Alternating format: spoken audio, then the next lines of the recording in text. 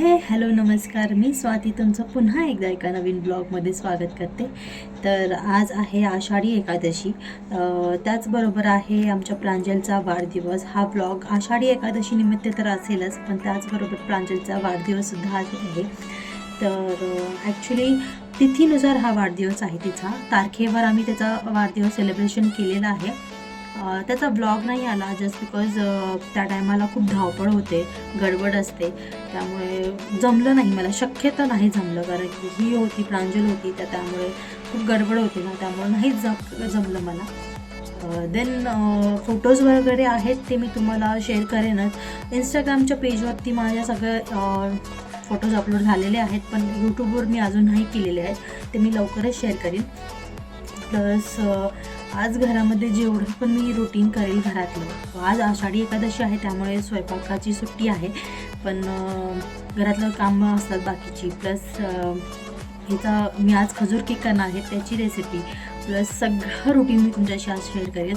तर शेवटपर्यंत प्लीज नक्की बघा. दिवस सुरू झाला की आपल्याला कळत नाही आपण कोणती कामे आणि कसं कुठे करावी. त्यामुळे आपल्या डोक्यामध्ये एकच चालू असतं की कामं पटकन करून आपण बाजूला बसवले जाऊ. तर त्याच हिशोबाने मी सगळ्या गोष्टी करत होते. आधी घरातील पारूसं काढून घेतलं, कारण की आधी पारूसं काढल्यानंतरच दिवसाची सुरुवात होते. परत आज एकादशी होती त्यामुळे सगळे चिप्स वगैरे काढून घेत होते मी करण्यासाठी, कारण की गडबड होते. एकदमच सगळ्या गोष्टी करायच्या म्हटल्या तर ते पॉसिबल होत नाही, त्यामुळे म्हटलं आधी सगळं चिरून ठेवावं आणि मग नंतर सगळं एकदम करता येतं. त्याचबरोबर मी प्रांजलचं खाऊसुद्धा करत होते आणि चिप्स पण तळून घेतले होते. तर माझी गडबड झाली नाही, तर मी अशी एक एक कामं करून घेतली सगळीच.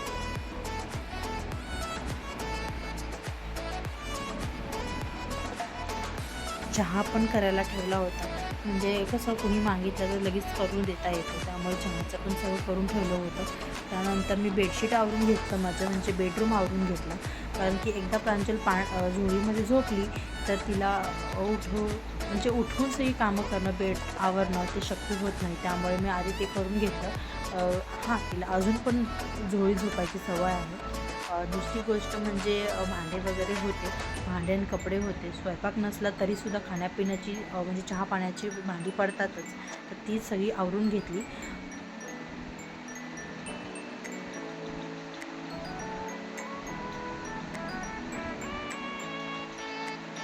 कपडेसुद्धा आवरून घेतले. त्यानंतर प्रांजलला अंघोळ घालून तिला फ्रेश करून आषाढी एकादशीच्या निमित्ताने रेडी केलं.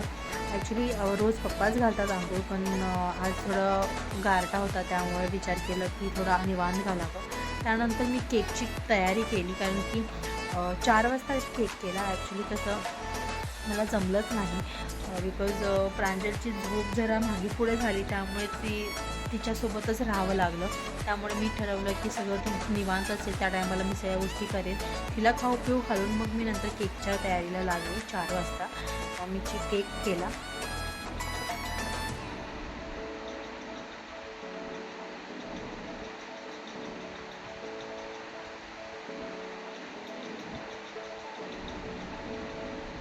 देन संध्याकाळी प्रांजलचा वाढदिवस सेलिब्रेट केला.